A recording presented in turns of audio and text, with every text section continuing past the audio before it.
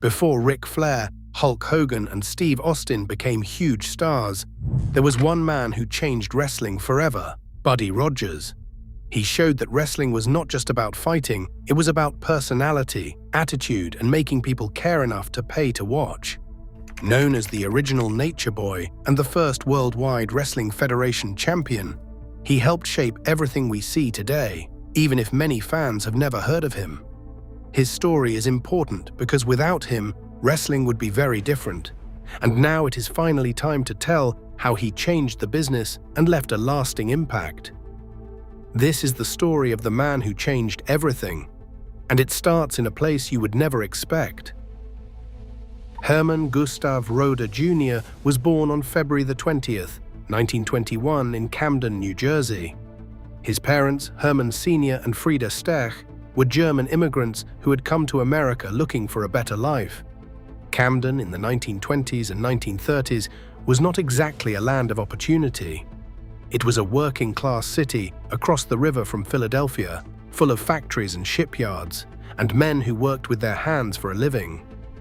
Young Herman was one of those men. He was athletic from the start, excelling in multiple sports, including boxing, football, track, and swimming. He won the local YMCA Amateur Wrestling Championship, which gave him his first taste of competition, his first taste of the crowd, his first taste of having people watch him and cheer or boo based on what he did in that ring. But wrestling was not a career path in Camden in the late 1930s. So Herman did what most young men in his position did. He got a real job.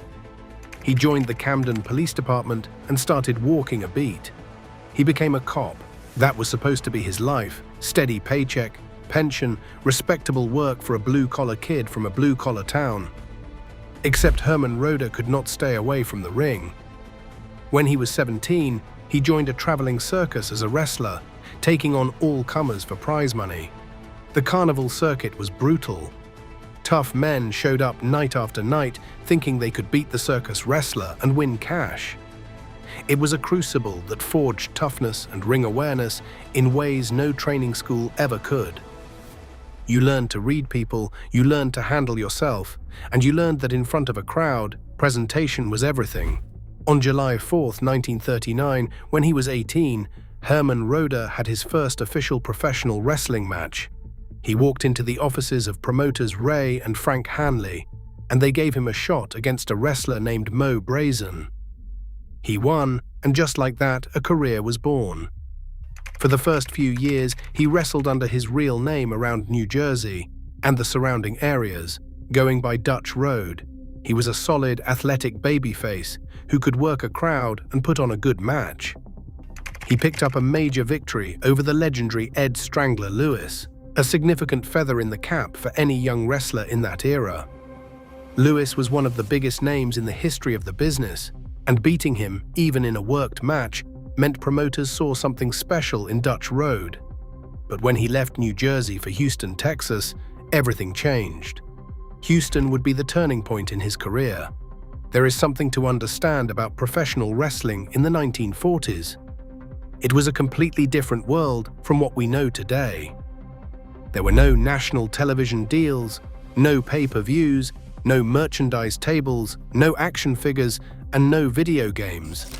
Professional wrestling existed territory by territory, city by city, arena by arena. Each region had its own promoter, its own roster of talent, and its own champion. The only way to make it big was to prove yourself on the road, night after night, town after town, until the right people noticed you and decided you were worth investing in. Herman Roeder had proven himself in the Northeast, but the Northeast was just one small corner of the wrestling map. If he wanted to become a star, a real star, he needed to go where the competition was fiercest and the crowds were hungriest for action. He needed to go to Texas. In Texas, Herman Roeder became Buddy Rogers, and Buddy Rogers became a star. The Texas territory in the 1940s was a hotbed of professional wrestling talent. The crowds were passionate, the competition was fierce, and the opportunities for a talented young wrestler were enormous. Rogers thrived in this environment. He won the NWA Texas Heavyweight Championship 4 times during his tenure there, including once from Lou Thez, beginning a rivalry that would define both men's careers for decades to come. But it was not just about winning titles. Something was happening to Buddy Rogers in Texas. He was evolving, transforming from a standard athletic babyface into something the wrestling business had never quite seen before. He was becoming a character. When Rogers moved from Texas to Columbus, Ohio, the transformation became complete. He bleached his hair platinum blonde. He adopted an arrogant, strutting persona that dripped with self-confidence and contempt for everyone around him. Promoter Jack Pfeffer gave him the moniker Natural Guy, which quickly evolved into something that would become immortal in professional wrestling history. Nature Boy, the name came from a popular Nat King Cole jazz song of the same name, and it fit Rogers like a glove. Because Buddy Rogers was not just playing a character, he was living it. The blonde hair, the tan, the robes, the strut. The absolute unshakable belief that he was the greatest thing walking the face of the earth. It was not an act. Rogers believed every word of it. And that authenticity, that genuine arrogance, is what made him the most compelling heel in professional wrestling. Think about what Rogers was doing in the late 1940s and early 1950s.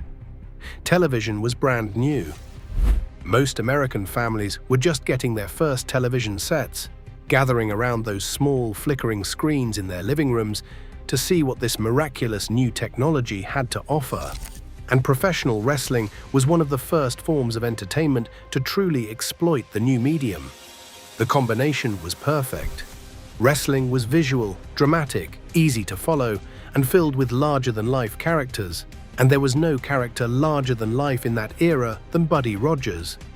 Here was this man with his bleached blonde hair and his golden tan and his perfectly sculpted physique, strutting around the ring like he owned the building. He looked different from every other wrestler on the card. He moved differently. He talked differently. In an era of grim, serious grapplers who treated professional wrestling like a legitimate sport, Rogers treated it like a performance, like entertainment, like show business, and the cameras loved him. The audiences despised him, and the box office numbers went through the roof everywhere he appeared. Rogers understood something that very few wrestlers of his era grasped, something that would not become conventional wisdom in the business for another 30 years. He understood that people would pay more money to see a villain get his comeuppance than they would to see a hero triumph. He understood that heat, genuine audience hatred, was the most valuable commodity in the wrestling business. And nobody generated heat like Buddy Rogers. His finishing move was the figure 4 leg lock, a submission hold that he invented and that would go on to become one of the most iconic moves in wrestling history. When Ric Flair later adopted the move as his own, he was paying direct tribute to the man who created it. Rogers also developed a distinctive strutting walk that became his trademark, a cocky, preening display of self-satisfaction that told the audience everything they needed to know about this man, without him saying a single word. In the early 1950s, a young woman named Lillian Ellison began working as his valet under the name Slave Girl Moolah. She would go on to become one of the most famous women in wrestling history as the Fabulous Moolah. Even in choosing his associates, Rogers was ahead of his time, understanding that surrounding himself with compelling characters only enhanced his own star power. By the mid-1950s, Buddy Rogers was the biggest draw in professional wrestling, not just in one territory, everywhere. He had one of the longest, consistent top drawing periods of any main event wrestler in history, roughly 15 years of being the guy that people paid money to see. Whether it was Chicago, St. Louis, Montreal, Ohio, or the massive northeastern cities that would eventually become the backbone of the Worldwide Wrestling Federation, Rogers was the man, and the NWA knew it. The National Wrestling Alliance was the governing body of professional wrestling in North America, a coalition of regional promoters who agreed to recognize one world champion. That champion would travel from territory to territory, defending the belt and drawing money for all the member promotions. It was a system built on cooperation and trust. Buddy Rogers was about to blow the whole thing apart. For years, the NWA had resisted putting the World Championship on Rogers. Not because he was not talented enough, not because he could not draw money, but because Rogers had a reputation. Behind the scenes, he was known as one of the most difficult, manipulative, and self-serving people in the entire business. Lou Thesz, the man who held the NWA title for years and was considered the greatest legitimate wrestler in the world, despised Rogers. Thesz believed that Rogers was a schemer who would do anything to protect his own position, including refusing to lose matches when he was supposed to. In the wrestling business, that was the cardinal sin. The whole system depended on wrestlers cooperating with the predetermined outcomes. A wrestler who would not do business, who would not put the other guy over when the promoters decided it was time, was a cancer that could destroy an entire territory. Rogers was reportedly fond of saying something in private that perfectly captured his approach to the business. He would tell people to be nice to their enemies so their enemies would become their friends, and then they could be taken advantage of too. It was a philosophy of pure self-interest, and it made Rogers deeply unpopular with many of his fellow wrestlers. But the NWA could not ignore the money forever. On June 30th, 1961, at Comiskey Park in Chicago, Buddy Rogers defeated Pat O'Connor for the NWA World Heavyweight Championship. The match drew a record-setting crowd of approximately 38,000 fans, generating a gate that would not be surpassed in professional wrestling for nearly 2 decades. 38,000 people packed into a baseball stadium to watch 2 men settle a grudge in a wrestling ring. That is how big Buddy Rogers was. That is how much people wanted to see him, whether they were cheering for him or praying that Pat O'Connor would shut his mouth once and for all. It was the culmination of everything Rogers had been building toward for over 20 years in the business. He was finally on top of the world. And when he got on the microphone after the match, he delivered the line that would become his eternal catchphrase. To a nicer guy, it could not happen. That was pure Buddy Rogers. Smug, self-congratulatory, completely insufferable, and absolutely perfect. The audience wanted to strangle him. They wanted to see someone, anyone, knock that arrogant smirk off his face. And they were willing to pay good money for the privilege of watching someone try. Rogers also was not just a singles competitor. Throughout his career in the Northeast, he formed successful tag teams that drew enormous money. He partnered with Johnny Valentine to win the NWA United States Tag Team Championship, and later teamed with Johnny Barand to capture the title a second time. Rogers and Barand were a formidable duo who headlined multiple shows at Madison Square Garden, the most prestigious venue in professional wrestling.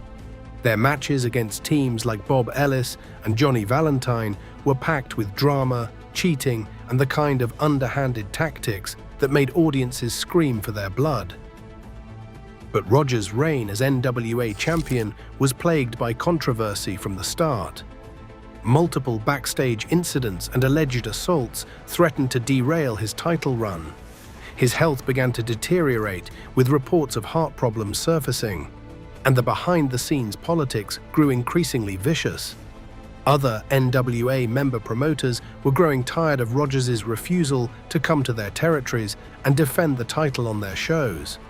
They felt he was being protected by McMahon and the Northeastern promoters at the expense of the rest of the alliance. The resentment was building to a boiling point.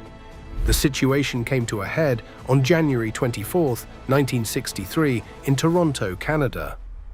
Rogers was booked to defend the NWA World Championship against Lou Thesz.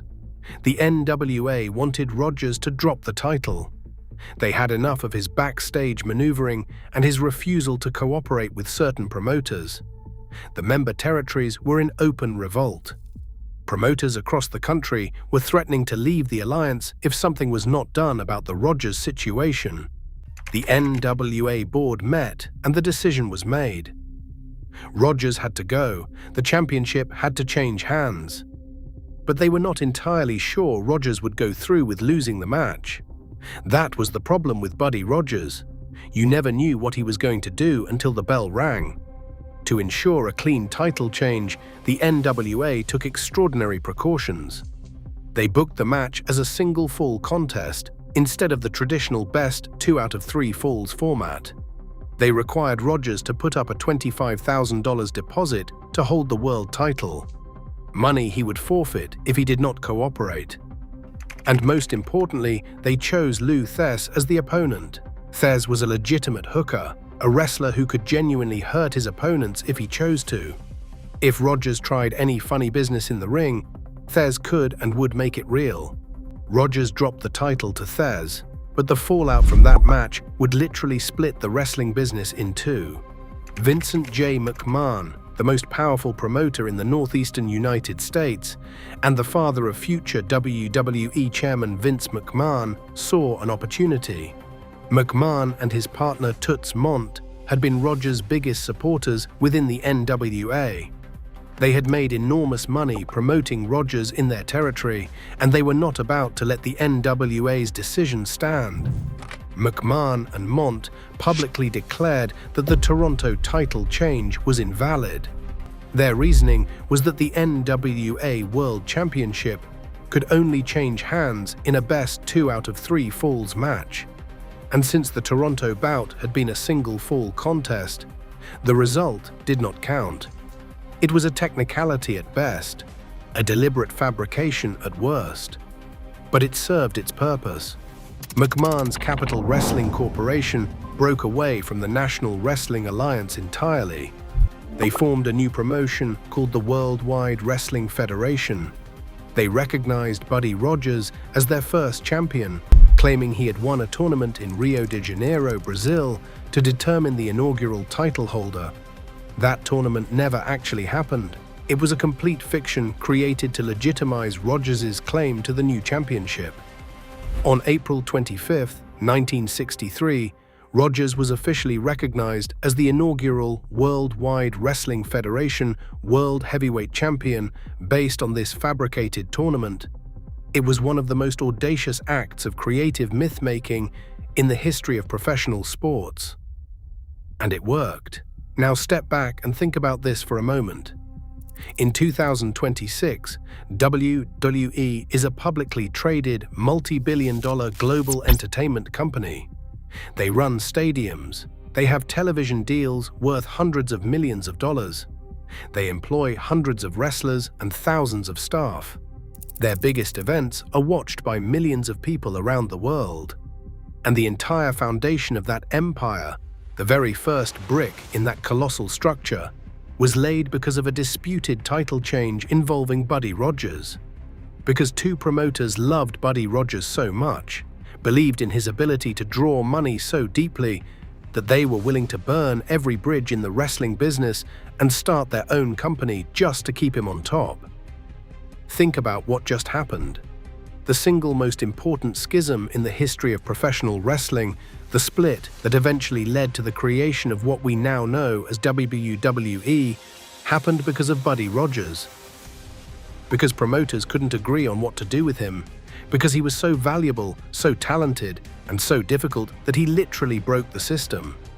Rogers' Worldwide Wrestling Federation Championship reign was brief. On May 17, 1963, at Madison Square Garden, a young and enormously powerful Bruno Sammartino defeated Rogers in just 48 seconds to claim the title. It was one of the most dramatic and consequential moments in wrestling history.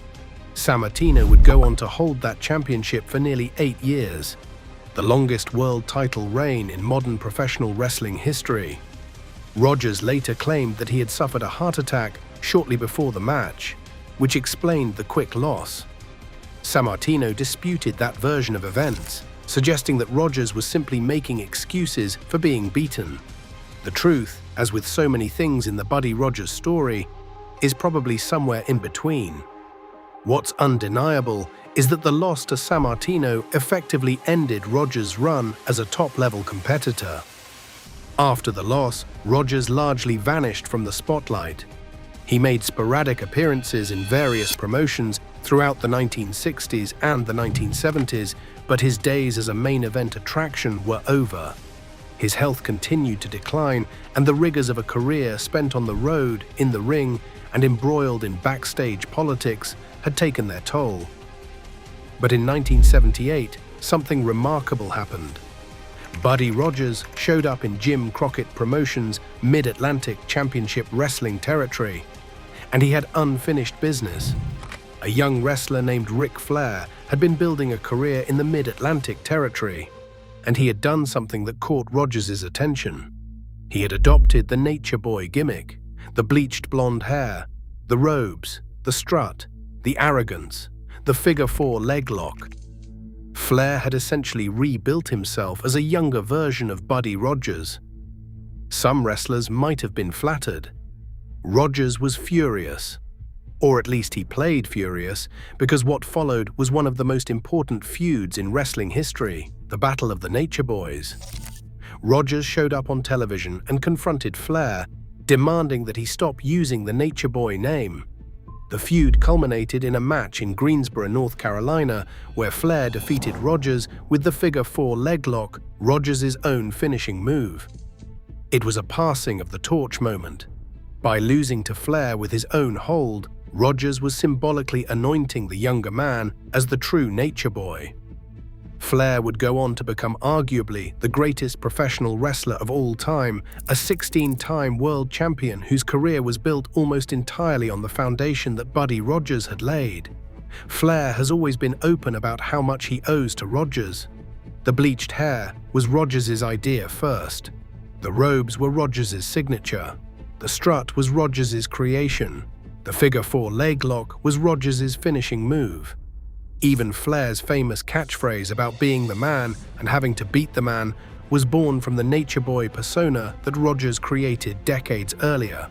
In interviews throughout his career, Flair has consistently named Buddy Rogers as the single biggest influence on his professional life. Without Rogers, there is no Ric Flair. Without Ric Flair, the entire landscape of professional wrestling from the 1970s onward looks completely different. And Flair was not the only one who took from the Rogers playbook. Superstar Billy Graham saw Rogers' physique and arrogance and cranked it up to 11 with his own flamboyant persona. Jesse the Body. Ventura borrowed elements of Rogers' interview style. Gorgeous Jimmy Garvin walked around with the same kind of bleached blonde confidence that Rogers had pioneered decades earlier. Buddy Landel built an entire career as a Nature Boy tribute act. The list goes on and on, generation after generation, each new wave of wrestlers drawing from the well that Rogers had dug. In the early 1980s, Rogers returned to the World Wrestling Federation one final time. He hosted an interview segment called Rogers' Corner on World Wrestling Federation television, and he managed several wrestlers, including Jimmy Superfly Snuka.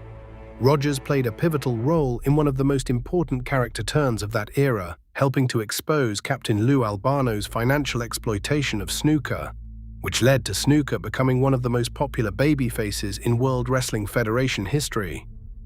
Rogers even wrestled his final match on September 17, 1983, teaming with Snuka to defeat Albano and the Magnificent Muraco in Baltimore.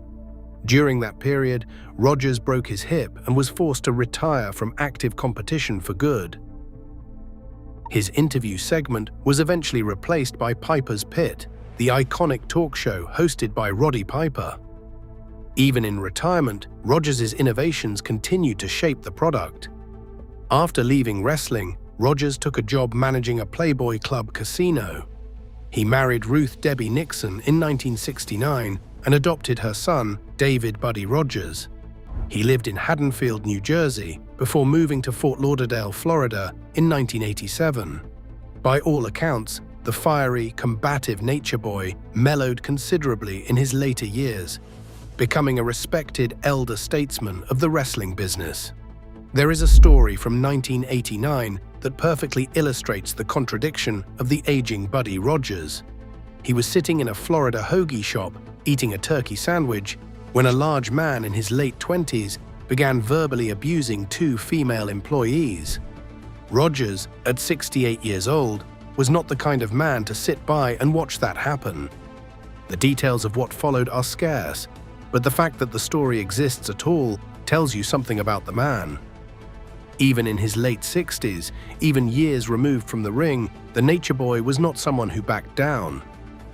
As 1992 began, there was talk of one final comeback. Rogers, at 71 years old, was scheduled to face yet another Nature Boy, Buddy Landel, for the Tri-State Wrestling Alliance, a small promotion in Philadelphia that would later become the predecessor to Extreme Championship Wrestling. The match never happened. The promotion went out of business before it could be staged. On June 26, 1992, Buddy Rogers died at the age of 71 from complications stemming from a heart attack and multiple strokes. The original Nature Boy was gone. The man who had electrified arenas across North America for more than 4 decades. The man who had made grown men scream with rage just by walking to the ring. The man who had reshaped an entire industry in his own image. Gone. The wrestling world mourned even those who had clashed with Rogers behind the scenes. Because whatever personal grudges may have existed, whatever backstage battles had been fought, everyone in the business understood one fundamental truth. Buddy Rogers had been special. Not just good, not just talented, special in a way that comes along maybe once in a generation. The kind of performer who does not just succeed within the existing system, but fundamentally changes what the system is.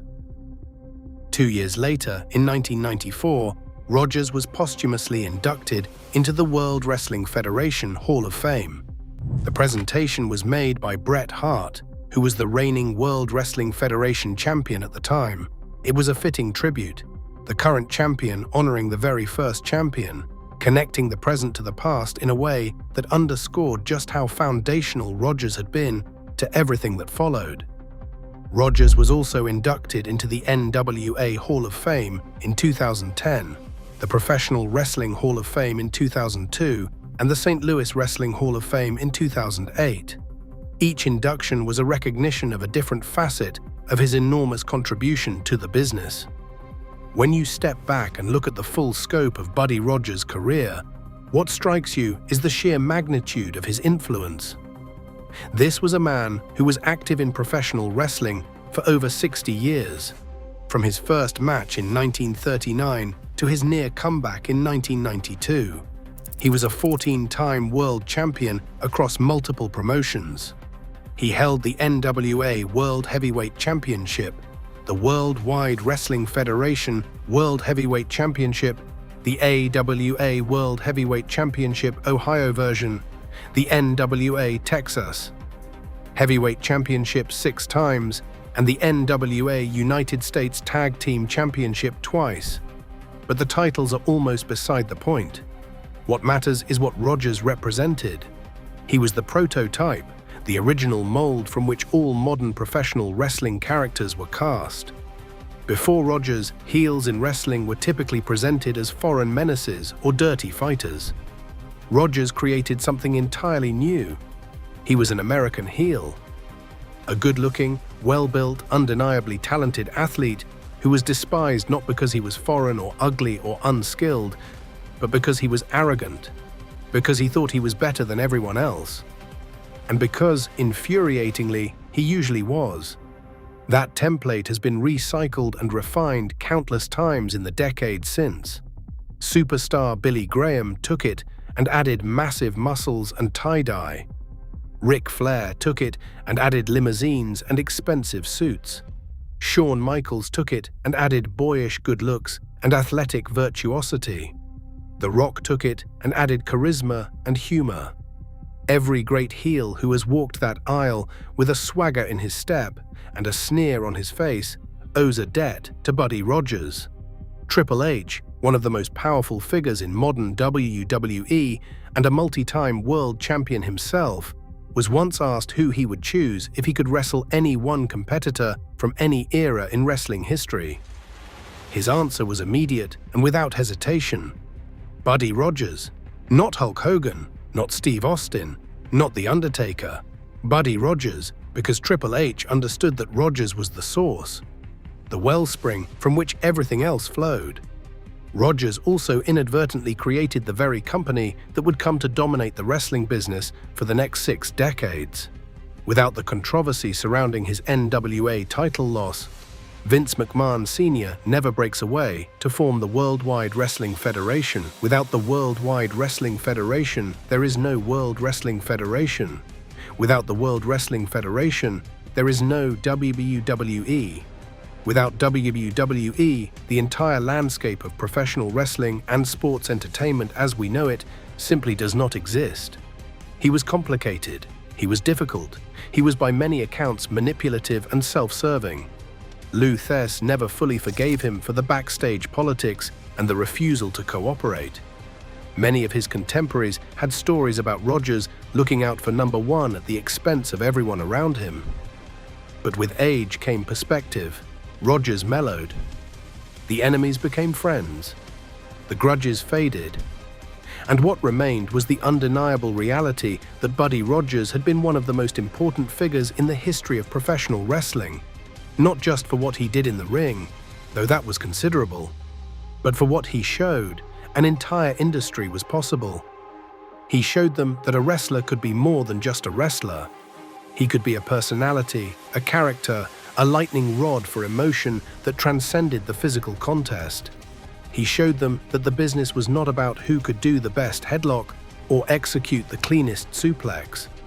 It was about making people feel something, making them love you, or, even better, making them hate you so much that they would open their wallets just for the chance to see you fail. That was the genius of Buddy Rogers.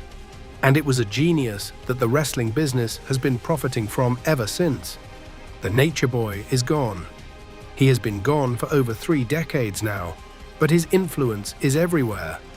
Every time a heel struts down the aisle with blonde hair and an expensive robe, every time a wrestler slaps on a figure-4 leg lock, every time someone grabs a microphone after winning a championship and tells the world just how great they are, with a smirk that makes the audience want to throw things at their television. That is all Buddy Rogers. Every bit of it. He started as a police officer in Camden, New Jersey, and he ended up changing the entire course of professional wrestling history. His arrogance was so perfectly calibrated that it literally split the NWA in half and gave birth to the most powerful wrestling promotion in history. He invented the heel persona that every great villain in the business has been copying for the last 70 years. To a nicer guy, it couldn't happen. And there has never been a more perfectly insufferable, perfectly brilliant, perfectly infuriating line spoken in a wrestling ring. Because that was Buddy Rogers. Arrogant to the last. Brilliant to the last. And influential beyond anything he could have possibly imagined when he first stepped through those ropes in 1939 as a kid from Camden who just wanted to wrestle. The original Nature Boy. The first Worldwide Wrestling Federation champion. The man who changed everything. They don't make them like Buddy Rogers anymore. The business has evolved past the point where one man's personality and one man's stubbornness can reshape the entire industry. Everything is corporate now. Everything is scripted and focus grouped and run through legal departments. The days of a single wrestler being so powerful, so magnetic, and so utterly impossible to control that entire organizations rise and fall based on what he decides to do in the ring are long gone. But the echoes remain. Every Monday night, every Friday night, every time a wrestling show airs anywhere in the world, you are watching the ripple effects of decisions that Buddy Rogers set in motion over 60 years ago. Every arrogant heel, every championship controversy, every backstage power struggle, every moment when a wrestler grabs a microphone and tells the world that he is the greatest of all time. That's all Buddy Rogers, the man who started it all. Like and subscribe for more wrestling history. Until next time.